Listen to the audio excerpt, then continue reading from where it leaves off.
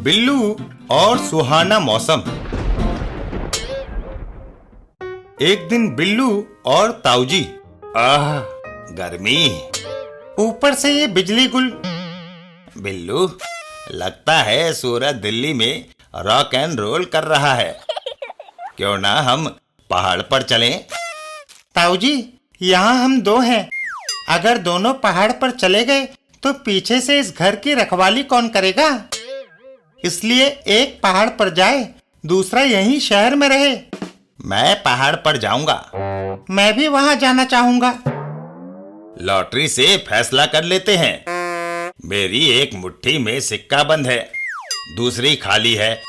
अगर तुम बता दो कि खाली मुट्ठी कौन सी है तो पहाड़ पर तुम जाओगे, नहीं तो मैं वहां जाऊंगा। दाई मुट्ठी खाली है। ताऊजी अपनी मुट्ठी खोलते हैं। तुम हारे, दाई से सिक्का निकला। अब तुम यहीं शहर में रहोगे। ताऊजी घर के बाहर। वैसे बिल्लू की हार निश्चित थी, मेरी दोनों मुट्ठियों में सिक्के थे। ताऊजी हिल स्टेशन के लिए रवाना हो जाते हैं। मैं चला पहाड़ पर। वहां ठंडी हवा के झोंके मेरी राह देख रहे हैं। सुंदर पर्वतीय स्थान। वाह, क्या मनोरम दृश्य है। सचमुच घाटी का जीवन स्वर्ग है। तभी अचानक मौसम ने करवट बदली। ओह, तूफान और ओले। बिल्लू और ताऊजी। ताऊजी, आप वापस लौट आए। वहां ओलों की मार ने मेरा ये हाल कर दिया है बिल्लू। आए।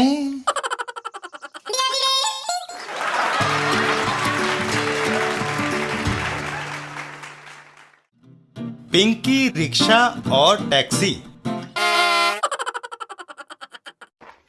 एक दिन पिंकी और झपट जी। झपट जी, दरवाजा खोलिए।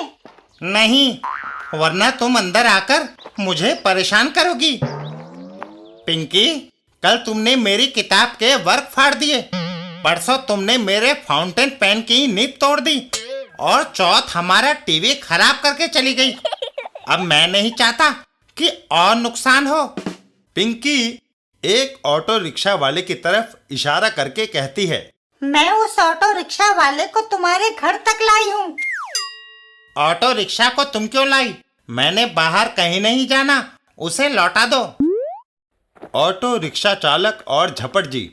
कल आप मेरे ऑटो रिक्शा में बैठकर पहाड़गंज से दरियागंज तक गए थे। तो क्या हुआ? मैंने तुम्हारा पूरा किराया चुका दिया था। मगर आप मेरे ऑटो रिक्शा में अपना बैग भूल गए थे। उसमें रखे आपके विजिटिंग कार्ड से आपके घर का पता चला और मैं यहाँ तक आया। बैग लेना है या पुलिस स्टेशन में दे दूं? रुको, मैं दरवाजा खोलता हूँ। इस बैग में महत्वपूर्ण दस्तावेज हैं। मैं उनके बारे में परेशान था। अंदर रखे पैसे भी गिन लीजिए। सब सही सलामत है। तुम्हारी ईमानदारी से मैं प्रभावित हुआ हूँ। तुम्हें इनाम मिलना चाहिए। मैं बख्शीश नहीं लेता। इतना कहकर ऑटो ड्राइवर वहां से चला जाता है। झपट जी और पिंकी।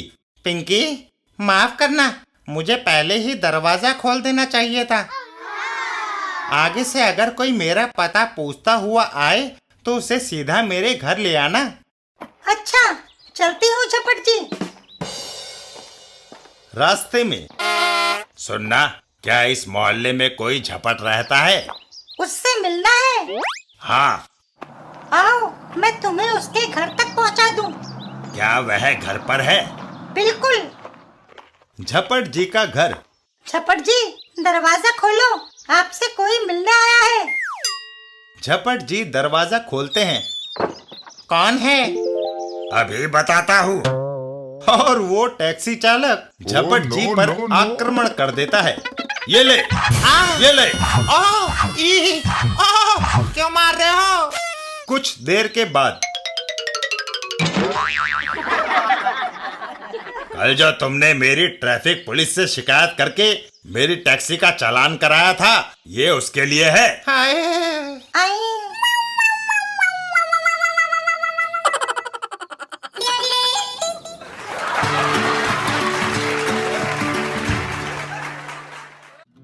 चाचा चौधरी और गेंडा टैक्स। एक दिन चाचा चौधरी के घर पर सेठ भूमिपत इतने घबराए हुए क्यों हो? मुझ पर गेंडा टैक्स वसूल किया जा रहा है। ऐसा तो कोई टैक्स सरकार ने नहीं लगाया। पर रैम्बो ने लगाया है। वह घर में घुसकर बंदूक के जोर पर लाख रुपया ले जाता है। जब वह आए तो तुम दरवाजा बंद कर लिया करो। तुम क्या समझते हो मैं रैम्बो का स्वागत करता हूँ? एक दिन मैं घर पर था कि दरवाजे की घंटी बजी। कोई आया है? ठहरो दमयंती, दरवाजा खोलने से पहले देख लो कि कौन है। सेठ भूमिपत, 1 लाख रुपया गेंडा टैक्स दो। देता हूँ, थोड़ा इंतजार करो। बेवकूफ, तुम पैसा देने पर राजी क्यों हुए? अगर ऐसा न कहता तो रैम्बो मुझे गोली मार देता। लेकिन वह एक बहाना था। मुझे सोचने के लिए समय चाहिए था। फिर मैंने तुरंत अंदर से दरवाजे को ताला लगा दिया। दमयंती, आओ। सेठ, काफी देर हो गई, तुम पैसा लेकर नहीं आए। उसको भौंकने दो, वह दरवाजा नहीं खोल सकता। चीख चीख कर जब थक जाएगा तो लौट जाएगा। गेंडा छोड़ो। गेंडे को आजाद कर दिया जाता है और गेंडा दौड़ता हुआ सीधा मकान के दरवाजे को तोड़ डालता है। हा, हा, हा, हा, हा। और घर के अंदर सेठ भूमिपत को दौड़ा देता है। बचाओ! रैम्बो, मुझे बचा लो, मैं गेंडा टैक्स दूंगा। ये लो, 1 लाख रुपया। अगले महीने मैं फिर आऊंगा। इस बार रैम्बो को कुछ नहीं मिलेगा, तुम चैन से रहो। इधर रैम्बो, चलो आज गेंडा टैक्स वसूल करने की तारीख है। यह जानवर पालना कोई हंसी खेल थोड़ा ही है।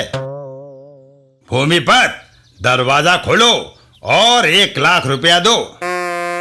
काफी देर हो गई भूमिपत, लगता है तुम्हारी नीयत बदल गई है। जानवर को छोड़ो। गेंडे को आजाद कर दिया जाता है। गेंडे की एक टक्कर से दरवाजा धराशायी हो जाता है। गेंडा और साबू आमने सामने। साबू गेंडे को उठा लेता है। साबू ने भारी भरकम जानवर को उठा लिया और उसे उठाकर रैम्बो पर दे मारता है। गेंडा तुरंत उठकर दुड़की हो लेता है। वह जंगल की तरफ भाग रहा है। दूसरे दिन भूमिपत, गुलदस्ता लेकर कहाँ जा रहे हो? रैम्बो को अस्पताल में देखने।